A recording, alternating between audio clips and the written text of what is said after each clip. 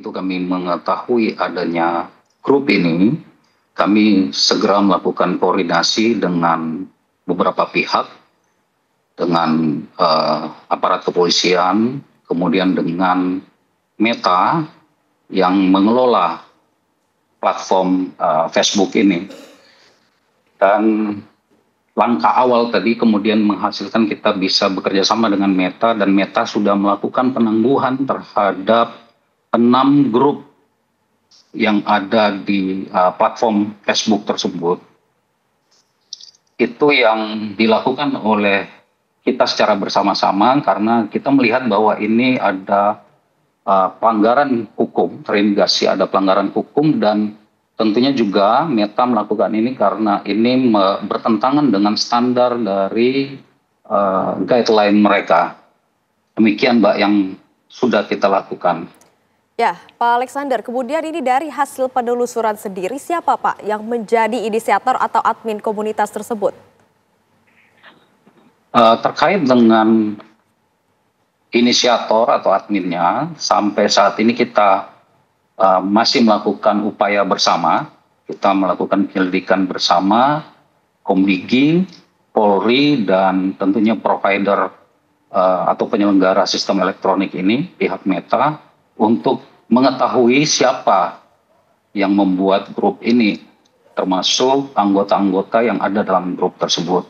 Karena natur internet ini adalah anonim, sangat tinggi, sehingga itu masih membutuhkan waktu untuk kita menelusuri lebih lanjut siapa saja yang berada dalam grup ini atau admin dari grup ini. Kita lanjutkan perbincangan kita dan nanti kita akan bahas pernyataan Komdigi tadi. Apakah cukup dengan menutup grupnya bisa selesai? Tapi kita akan ke Bu Vera terlebih dahulu. Dari sisi psikologi Bu Vera. Anggota grup ini 32.000 mengaku bahwa ini adalah fantasi mereka. Tapi apakah fantasi itu serta-merta bisa menjadi gerbang tindakan di dunia nyata? Dikhawatirkan demikian ya, apalagi kalau kita lihat di grupnya kan sudah ada bukti chat, sudah ada bukti foto gitu ya. Itu kan seperti udah tinggal selangkah atau 2 langkah lagi benar-benar dilakukan. Dan kita juga nggak tahu apakah itu sudah benar-benar dilakukan gitu ya. Mungkin dia mengakunya hanya fantasi, tapi kan kita nggak tahu kebenarannya di mana gitu.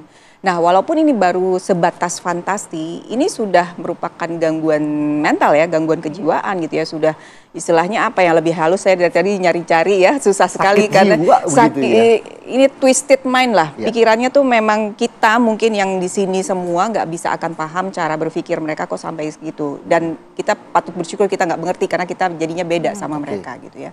Jadi walaupun itu masih dalam fantasi, tapi kan mereka sudah berani men-share, menceritakan ke orang lain gitu ya, dan bikin grup gitu kayak cari teman gitu ya. Jadi ini udah satu, walaupun ini masih fantasi, tapi mereka sudah berani share, sudah mewujudkannya dalam bentuk obrolan dengan orang lain gitu. Tapi kan ini suatu bentuk penyakit ya bisa dibilang ya, Bu Vera. Ya, penyimpangan seksual. Bisa disembuhkan seperti itu atau seperti apa? Penyimpangan seksual ada macam-macam kadarnya ya gitu ya. Jadi kesembuhannya juga ditentukan oleh itu. Kita mesti lihat juga kenapa sih si orang ini bisa sampai punya fantasi atau punya kecenderungan penyimpangan seksual seperti ini. Nah, itu juga menentukan lingkungan yang dia hidup selama ini seperti apa. Jadi tiap kasus mungkin akan beda-beda kalau untuk dibilang sembuh atau tidaknya gitu ya. Tapi yang paling cepat yang bisa kita lakukan adalah dibikin kapok, dibikin jera dulu. Caranya? Kita serahkan kepada Polri. Baik, berarti penanganan hukumnya. Mereka harus ada jelas konsekuensi hukumnya. Kalau konsekuensi sanksi sosial dan sebagainya itu agak sulit ya, karena kita kan tadi ada 32.000 gitu, kita juga nggak tahu ini siapa, apakah identitasnya benar atau tidak gitu ya, mereka pakai nama palsu atau enggak gitu ya.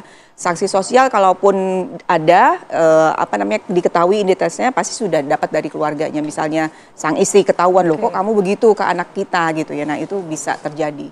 Yang jelas mereka harus dapat konsekuensi sih. Mungkin sedikit saja Bu Vera sebelum saya ke narasumber yang lainnya, artinya ini kan dari sisi anak dan remaja yang juga cukup aktif ya mengakses aplikasi-aplikasi WhatsApp, Facebook, Telegram. Seperti apa harapannya dengan grup-grup seperti ini tuh agar anak-anak tidak melihatnya begitu? Jadi gini, kalau kita bicara soal perlindungan anak di ruang digital gitu ya, kemarin kan ada PP Tunas yang baru diluncurkan juga gitu ya.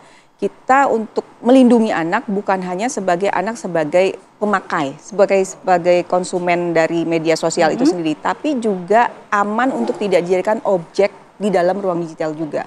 Yang terjadi sekarang kan anak dijadikan objek ya. seenak-enaknya di dalam grup ini oleh orang tuanya sendiri bahkan gitu. Nah, jadi perlindungan di sini juga harus meliputi itu. Jadi anak sebagai konsumen dan anak juga jangan sampai menjadi objek seperti ini di dalam grup. Ya. Iya. Baik, saya kembali ke Bang Syahroni. Bang Syahroni, saya sepakat dengan apa yang Bang Syahroni katakan, menjijikkan. Tapi begini Bang Syahroni, apakah penanganan kita saat ini sudah bisa menjangkau masalah ini? Jadi regulasi kita ini sebenarnya apakah sudah ada yang bisa menjangkau permasalahan-permasalahan seperti ini? Karena taruhannya cukup besar ya Bang, anak dan masa depan bangsa artinya Bang. Nah, pertama ini adalah yang saya apresiasi, baru dengar tadi Komdigi sudah memblokir platform Facebook tersebut. Ini langkah awal. Nah, setelah itu polisi harus menindak tegas apa yang akan dilidik oleh polisi beberapa saat ke depan. Dan kita berharap, karena ini bukan komisi partnernya saya, komisi 10 dalam hal ini adalah komisi 9, untuk segera merevisi undang-undang anak di bawah umur. Karena jangan sampai gini, selalu berlindung pada undang-undang di bawah umur. Sedangkan sekarang tingkat modernisasi, tingkat kecerdasan, tingkat menganalisa anak-anak sekarang kan lebih pintar. Maka perlunya revisi undang-undang tentang anak di bawah umur itu disegerakan mungkin. Jangan sampai nanti gini, terjadinya penyelidikan sampai ke penyidikan yang ditangkap adalah anak-anak di bawah umur. Dan ini kan sangat menyedihkan. Kalau anak-anak di bawah umur aja sudah bisa melakukan hal yang menjijikan, ini kan merusak masa depan bangsa. Dan kita nggak mau ini terjadi karena ada aspek lain yang pengawasannya lemah. Tapi balik lagi, saya apresiasi kepada Komdigi sudah memblokir platform yang sesegera mungkin untuk ditindaklanjuti oleh kepolisian. Demikian. Tapi Bang Syahroni ke depannya seperti apa agar ini tidak hanya jadi sementara saja penanganannya? Betul. Karena Tidak kan kalau ditutup saja. sekarang ini tidak menutup kemungkinan nanti akan bikin grup lainnya,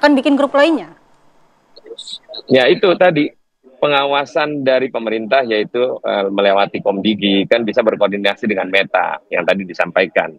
Kenapa? Karena pengawasan itu hanya ada di Komdigi. Bagaimana mengawasi semua hal yang terkait digitalisasi. Nah, saya meyakini bahwa Komdigi saat ini Ibu Mutia Hafid juga akan bekerja untuk menyelesaikan apa yang menjadi tanggung jawabnya Komdigi untuk tidak melebar dan akan bisa merusak moral-moral bangsa ke depannya. Baik, mungkin lebih sehat kalau kita gabungnya, jangan gabung ke grup itu, tapi gabung ke grup larinya Bang Syahroni begitu ya? Iya, kayaknya habis olahraga nih. Iya, Bang Syahroni. Baik, kita ke Bang Firman dulu. Bang Firman, bagaimana kemudian tadi kita sudah mendengarkan bagaimana penjelasan dari Komdigi ya. Ini sudah diantisipasi, tapi kan kalau kita kemudian berbicara munculnya grup-grup baru itu kan sangat mudah. Seperti apa kemudian langkah awal yang untuk mengantisipasi munculnya grup-grup tersebut? Ya, tadi kita lihat kemungkinan bahwa mereka ketika diblokir akan membuat grup lagi. Ini kan ada segitiga relasi antara produksi, konsumsi, dan distribusi konten. Oke. Nah, produksi dan konsumsi ini ada di masyarakat, diawasi oleh Komdigi. Nah, tetapi semua itu tidak bisa menjadi konten yang terproduksi dan dinikmati publik kalau tidak ada distribusinya. Distribusi ada di platform. Nah, sehingga dalam hal ini kalau aturan-aturan untuk mencegah penyimpangan di media sosial ini hanya diserahkan kepada masyarakat, yaitu tadi produksi dan konsumsinya, itu mungkin tidak akan cukup. Nah, sehingga platform lah yang perlu diajak berbicara oleh Komdigi untuk membuat filter yang lebih kuat. Grup-grup yang menyimpang ini diamati secara seksama. Kemudian tadi di community guideline-nya bisa mencegah itu semua.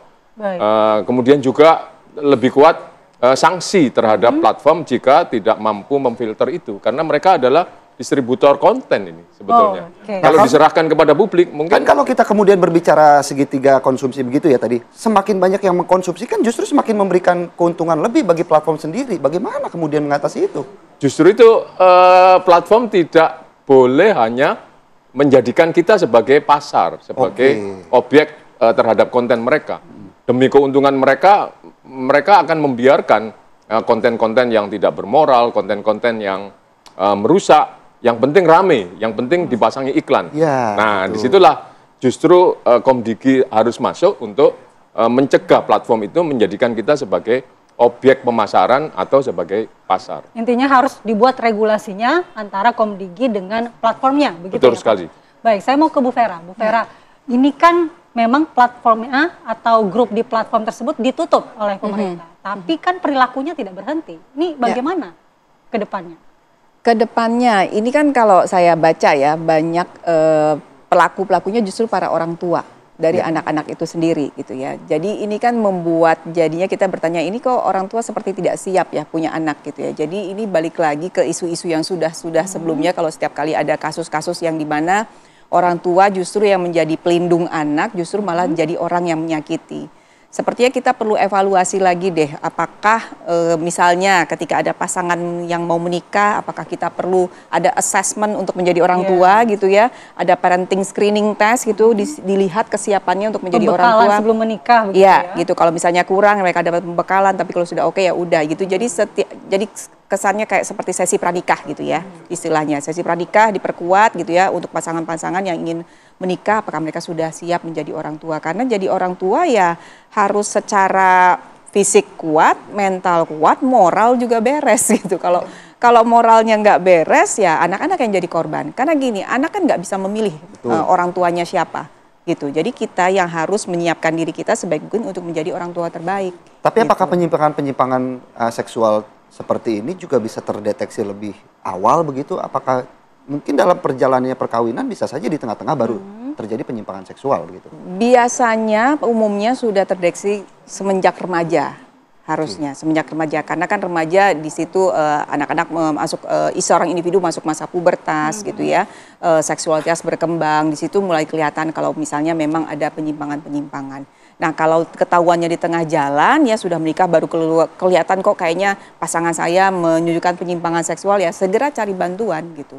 Segera mencari bantuan, jangan dianggap ini suatu hal yang biasa, jangan dianggap ini sesuatu yang kayaknya adem-adem aja, yang penting semua happy gitu ya, nggak ada masalah gitu ya. Ini bisa jadi sesuatu yang bisa meledak nantinya gitu ya, seperti sekarang gitu ya. Ini baru bentuk dalam fantasi gitu. Tapi kan kita juga lihat ya banyak kasus-kasus hubungan incest yang kita lihat beritanya di media, dan itu juga cukup mengkhawatirkan jumlahnya gitu. Nah, fantasi sedarah ini kan yang menjadi bahasan kita, sebenarnya penyebabnya apa sih, Bu Vera? Macam-macam ya gitu ya, macam-macam penyebabnya gitu ya. Kalau kita telusuri misalnya satu, mungkin saja si pelaku ini atau si anggota grup ini juga korban. Itu ya. Terus ada mungkin juga pada masa perkembangan seksualitas mereka muncul persepsi yang salah tentang hubungan seksual. Persepsi yang salah dari mana? Mungkin dari apa yang mereka lihat, dari apa yang mereka tonton. Pengaruh dari luar juga cukup penting begitu. Media iya, gitu ya, media juga. Jadi misalnya katakanlah nih ya, tadi kan anggota grupnya tuh 32.000. Ternyata ada anak-anak yang masuk. Nah, mereka membaca, oh boleh ya, gitu ya. Oh boleh ya hubungan antara kakak, adik, orang tua dan anak gitu ya, amit-amit gitu ya. Gitu. Jadi mereka tuh terbentuk tuh persepsi yang salah tentang hubungan seksual yang sehat seperti apa. Gitu. Baik, terima kasih Bu Vera, Bang Firman dan juga Bang Syaroni telah bergabung bersama kami di Apa Kabar Indonesia Pagi pada pagi hari ini. Tentunya kita berharap ya ini bisa diselesaikan dengan cepat, tidak ada lagi muncul grup-grup yang baru ya dengan nama yang baru begitu, walaupun seperti fenomena gunung es ya. Iya, fenomena gunung es yang sekarang sudah berani muncul ke permukaan. Tentunya kita berharap bagaimana peran orang tua juga cukup penting ya untuk mengawasi anak-anak mereka dalam menggunakan media sosial di era sekarang begitu. Terima kasih untuk semua narasumber yang telah hadir.